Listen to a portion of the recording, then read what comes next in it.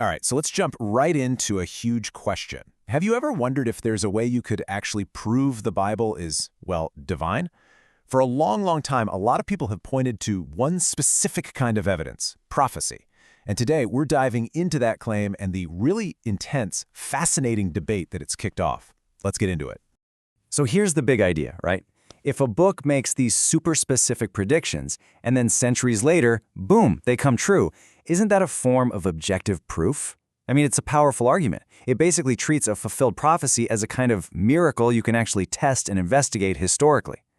But as you can probably guess, that's not where the story ends.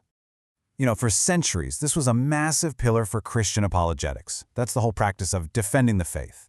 The logic seems pretty simple. You look at these prophecies from way back when, you see them fulfilled in later history, and suddenly you've got a really powerful case for the Bible's truth. It frames the book not just as something you have to take on faith, but as something rooted in verifiable history. But here's the twist, and this is where it gets really interesting. Some of the biggest critiques of this idea, they actually come from within the faith. You have these really respected theologians who've argued that trying to use prophecy as proof isn't just unconvincing, it might actually misunderstand what belief is all about in the first place. Okay, so to really dig into this counter-argument, we've got to talk about a Dutch scholar named G.C. Alders. Now, Alders didn't just kind of disagree with the whole prophecy as proof model. Nope. He took it apart, piece by piece, arguing that it could never be the ultimate objective test for the Bible's divinity. Alders throws out three major challenges that he says make objective proof pretty much impossible. First, there's the whole question of fulfillment. Are we really seeing predictions come true? Or are we just kind of fitting historical events to prophecies that are vague and poetic? Second, the dating. This is a huge point of debate. Was the prophecy actually written before the event or after? And third, so much of this language is symbolic. I mean, if you need a special decoder ring to understand it, can you really call it objective proof? And all of this leads to Alders' main point, and it's a total flip of the usual way of thinking. He says you don't start with the evidence, get convinced, and then decide to believe. He argued the exact opposite. He said that belief in the Bible as God's word is a spiritual conviction that has to come first. And only then, when you're looking through that lens of faith, can you look back and see the prophecies as clearly fulfilled. So what we've got here are two totally different paths to conviction. On one side, you have the faith-first, or presuppositional approach, the one Alders champions, where belief is the starting point that basically lights up the evidence for you. And then on the other side, you have the evidence-first, or evidentialist approach, which argues that objective facts, like fulfilled prophecy, can be the very foundation that your belief is built on. All right, so let's flip the coin and really look at that evidence-first perspective. For people who hold this view, Alders' approach is just way too subjective, right? It leaves everything up to some internal feeling. For them, prophecy isn't just a feeling. It's a special kind of miracle, one that you can uniquely and externally verify.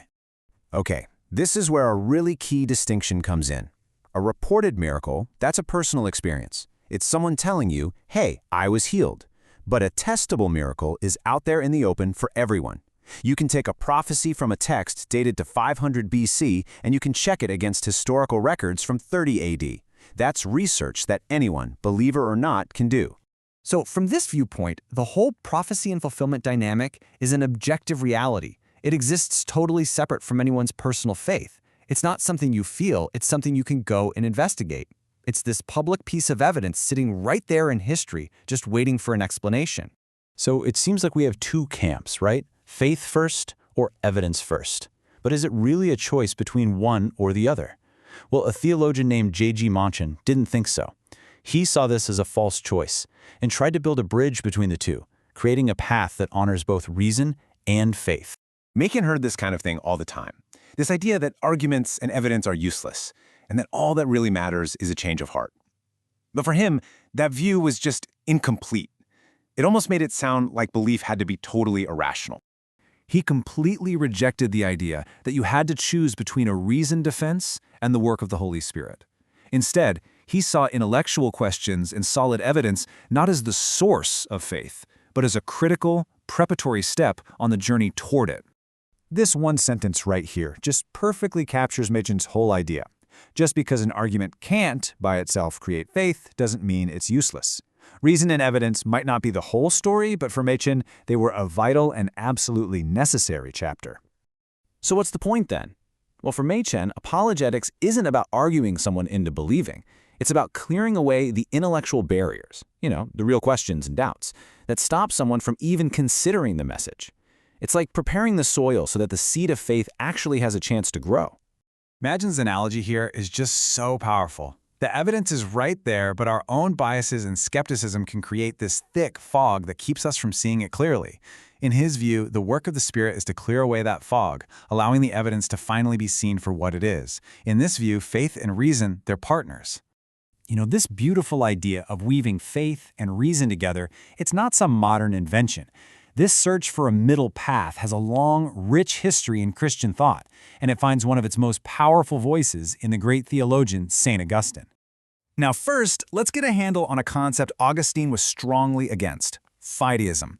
This is the idea that faith is a blind leap, that you have to sacrifice your reason to believe. Augustine saw this as a huge misunderstanding.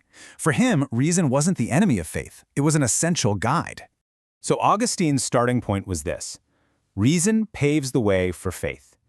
You have to first find an idea believable, or at least coherent, before you can really embrace it. As he famously said, no one believes anything unless he first thought it to be believable. And then he brings it full circle. Once reason has led you to a place of faith, that faith then unlocks a deeper level of understanding that reason alone could never get to. It becomes this continuous, reinforcing cycle. Reason leads to faith, and faith, in turn, illuminates reason. So after exploring all these different perspectives, from the people who are skeptical of proof to the ones who champion it, and those who try to bring them together, we're really left with the fundamental question about how we know things and how we come to believe them. So on one hand, you've got the faith-first approach, where conviction comes first and clarifies the evidence. On the other, the evidence-first approach, which uses objective facts, like prophecy, to build a rational case for belief. And then right in the middle, you have the synthesis of thinkers like Machen and Augustine, who see faith and reason as inseparable partners on the road to truth. And this all brings us to one last question. And it's one that goes way beyond theology, to the very core of how all of us form our deepest convictions. Do we build our worldview from objective facts, piece by piece, like we're building with Legos? Or do we start with a foundational belief, a core assumption that then shapes how we interpret everything else we see? It's a question that really challenges all of us to think about how our own convictions are built.